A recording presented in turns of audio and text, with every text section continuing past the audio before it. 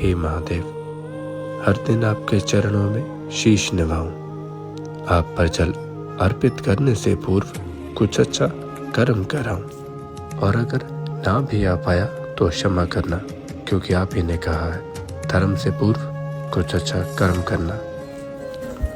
6वां अध्याय, नंदीश्वर अवतार। संत कुमार जी बोले, हे नंदीश्वर जी, अब मैं यह सुनना चाहता हूँ कि शिव जी के अंश से आप कैसे उत्पन्न हुए तथा परम गुह शिव तत्व को आपने कैसे जाना। हे प्रभु, यह सब आप मुझसे कृपा पूर्वक कहिए। नंदीश्वर बोले, हे सर्वज्ञ संत कुमार जी, अब आप सावधान होकर वह सुनिए कि जिस प्रकार मैं शिव जी का अंशज हुआ। एक समय जब पुत्र की कामना से शिलाद ऋषि शिव जी का तप कर और ध्यान करते हुए शिवलोक को प्राप्त हुए, तब देवताओं के प्रभु इंद्र उनके तप से प्रसन्न हो वर देने के लिए उनके समीप गए और कहा, वर मांगो।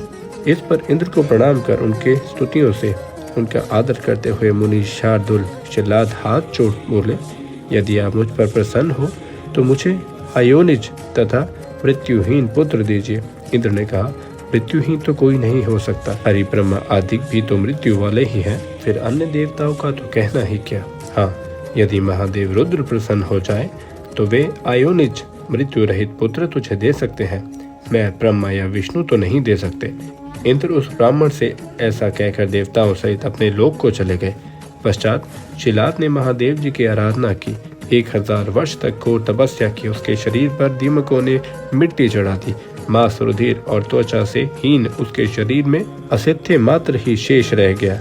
तब शिव जी ने उसे अपना रूप दिखाया। देवताओं के अधिपति ने उसे वर देने को कहा, परंतु समाधि में लीन शिलाद को उनकी वाणी सुनाई ही न पड़ी।